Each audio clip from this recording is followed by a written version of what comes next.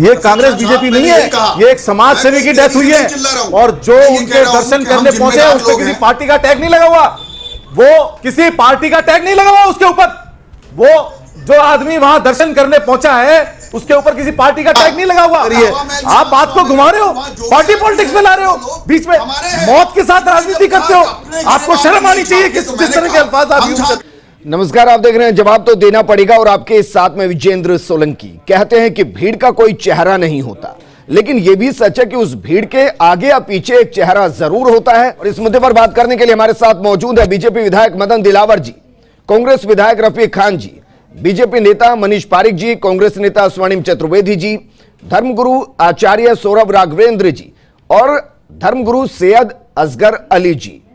देखिए, सबसे पहले तो जो आप बार बार बात ही कह रहे हैं कि विधायक अगुवाई कर रहे थे, ऐसे शब्द कम से कम मीडिया के लोगों को तो नहीं यूज करने चाहिए। एक ऐसा आदमी जो जयपुर में समाज सेवी था और 36 कौम के लोग उसके साथ जुड़े हुए थे जी, और हमेशा वो समाज सेवा की बात करता था। ये कार्रवाई हुई है, मेरे पे भी मुकदमा दर्ज होता है, मेरे पे भी मुकदमा दर्ज हुआ है, 124 का राजद्रोह का मुकदमा दर्ज हुआ है, कार्रवाई हुई है, कार्रवाई हुई है, मुकदमा दर्ज हुआ है। तुम्हारे तो छोटा सा मुकदमा दर्ज हुआ है, राजद्रोह का मुकदमा दर्ज नहीं हुआ। राजद्रोह का मुकदमा तुम्हारे पर दर्ज नहीं हुआ, तुम्हारे ऊपर राजद्रोह का दर्ज नहीं हुआ, मदन दिलावर के ऊपर राजद्रोह का दर्ज हुआ है। लेकिन जो वो दीक्षा देके गए, जो वो शिक्षा देके गए, उन्हीं को दरकिनार कर दिया गया। उन्हीं के जनाजे के अंदर अगले ही मिनट भुला दिया गया कि वो हमें क्या सीख देके गए। असगर अली जी, देखिए विजेंद्र जी, हम एक संवेदनशील समाज में रहते हैं और उसका हिस्सा हैं। 4 मौके ऐसे होते हैं जहां पर लोग आउट ऑफ कंट्रोल हो जाते हैं। खुशी का मौका, गम का मौका, आस्था का मौका और विरोध और आक्रोश का मौका। ऐसे मौके पर लोग बाहर आ जाते हैं और उनको कोई लीड नहीं करता। सबसे पहली चीज़ तो इसकी हम कोविड प्रोटोकॉल की हमेशा पालना की। इस बार भी इबादत जो है मस्जिद में हो रही है, यहाँ तक कि एक घर से 3 जनाजे एक समय में उठे, लेकिन उसकी भी पालना की गई। लेकिन क्या है कि ये जो आप ये देखें कि कौन से शख्स का इंतकाल हुआ है, ये वो शख्स हैं जैसा कि आप भी कह रहे हैं। खुद माननीय अशोक गहलोत जी का अभी ट्वीट उनके लिए आया है और जितने भी हमारे जयपुर के प्रतिनिधि हैं, चाहे जमात इस्लामी के नाजिमुद्दीन साहब हो, चाहे मुफ्ती अमजद साहब हो, चाहे और दूसरे समाज के साथियों नईम रब्बानी हो और जो है अकबर साहब हो, शिया आलिम, इन सब ने अपने अपने वीडियो बनाकर भेजे और सबसे अपील की है। खुद आपके पास जानकारी अधूरी है, मैं कहना चाहूँगा, मेरे पास एक वीडियो है और मैं चाहता हूँ कि आप उसको चलाएं।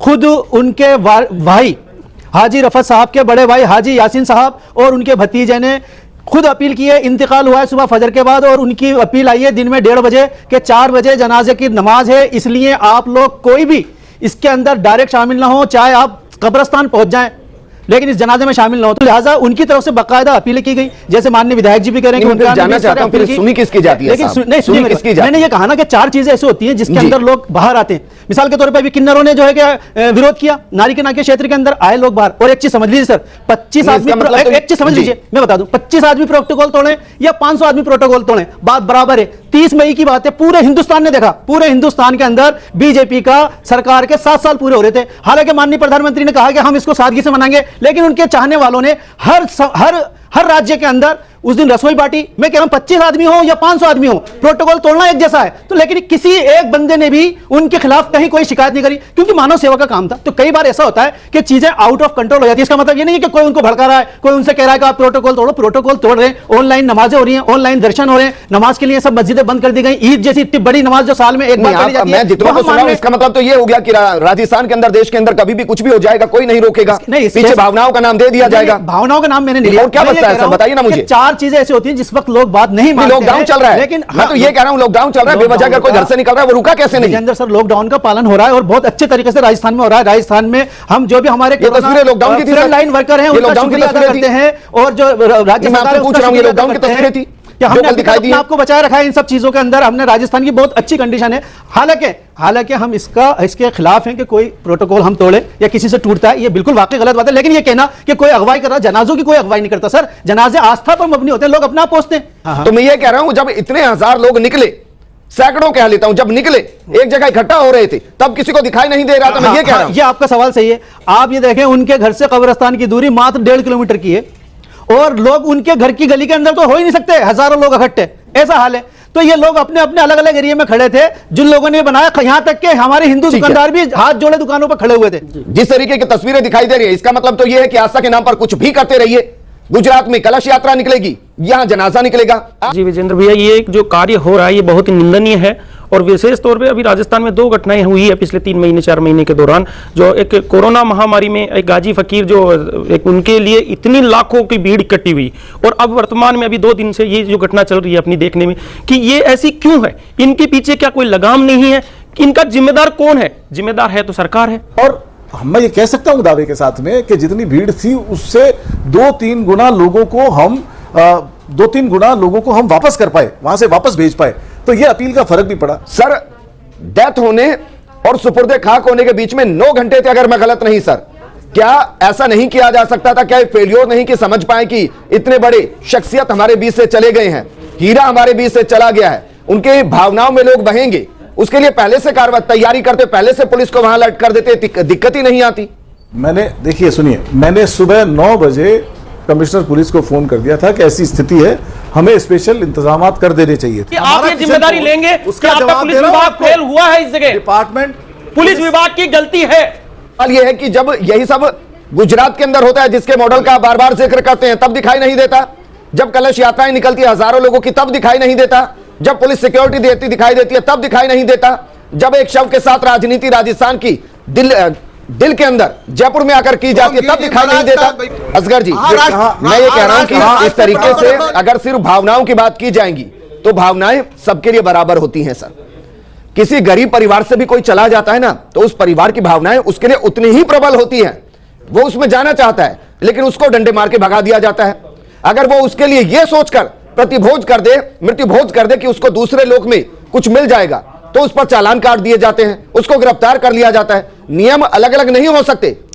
देखिए सर, एक चीज़ मैं बताऊं आपको, अब मैं चाहूंगा कैमरामैन इसको वीडियो को जूम करके दिखाएं। इसमें बाकायदा ये अपील कर रहे हैं इसके घर के लोग, इनके पूरे हाजी साहब ने हमेशा प्रशासन का सहयोग करा है, तो ये उनकी आखिरी मंजिल। कहने का मकसद ये है कि हाँ, फिर भी हम ये कहते हैं कि हम परिवार इस चीज़ तक तो गया ही नहीं, क्योंकि परिवार उस वक्त फिर दुख भी में होगा। हाँ बिल्कुल बिल्कुल। देखिए एक चीज़ बताऊं मैं आपको, आज हम लगभग 2 महीने से घरों में हैं। हमारे फ्रंट लाइन वर्कर्स का मनोबल टूटता है जब ऐसे हादसा होते हैं। हम इसको मानते हैं, हम ये भी मानते हैं कि प्रोटोकॉल तोड़ा गया, हम ये भी मानते हैं। हमें ये भी मानना चाहिए कि ये 2 महीने से घरों में जो लोग कैद थे, ये कोई भूख की वजह से बाहर नहीं निकले, ये किसी विरोध की वजह से बाहर नहीं निकले। रामगंज से लेकर और पहाड़गंज तक ये जो 1.5 किलोमीटर का एरिया है, जैसा कि बताया गया है कि पूरी आबादी मुस्लिम है। अगर ये लोग सिर्फ घर से बाहर आकर दर्शन के लिए बाहर भी खड़े हो जाते हैं तो वहां 25-30 हजार आदमी आराम से हो जाता है, अलग अलग चौराहे पर भी। ये बात आप समझे। जबकि ये मालूम था कि एक ऐसा व्यक्ति जो सामाजिक सौहार्द का शांति दूत है और वो खुद अपील करता रहा है, तो हमें वक्त से पहले प्रोटोकॉल लेना चाहिए था। यानी कि गवर्नमेंट खुद अरेंज करती, खुद पहले से पहुंचते। इनके घर वाले बाकायदा करें। हमारे शहर के 25 सम्मानित व्यक्तियों ने, मुफ्ती अमजद साहब, शिया आलिम जो है नाजिश अकबर साहब, फिर आप मुझे नाम गिनाएं। मैं कह रहा हूं अगर सबने अपील कर दी तो उनकी मानी नहीं जा रही, तो या तो मुफ्ती नहीं है। नहीं मैं बताऊं, आप ये उनको माना नहीं जाता है। इसमें तो लाखों लोग होते हैं। अलग अलग नजरिए थोड़ी ना हो सकते हैं। जनाजे में तो लाखों लोग मान लेंगे, नहीं होगा तो नहीं मानेंगे। हमारी आवाजाही खुली रही होती और इधर उधर से लोग आने जाने का होता तो इसमें तो लाखों लोग होते। काफी लोग रुके सर, ये तो काफी। ये जो चौराहों पर जो भीड़ आ गई, ये जो वीडियो आप दिखा रहे हो, ये पर्टिकुलर चौराहे पर है। अगर कोरोना का दौर नहीं होता सर, विजेंद्र जी, अगर कोरोना का दौर नहीं होता तो शायद मैं भी उसमें शामिल होता। सुनिए, और भी लोग शामिल होते। विजेंद्र जी, मैं क्योंकि जिन्होंने सामाजिक कार्य किया वो धर्म के साथ नहीं बंधा है। हाँ बिल्कुल बिल्कुल।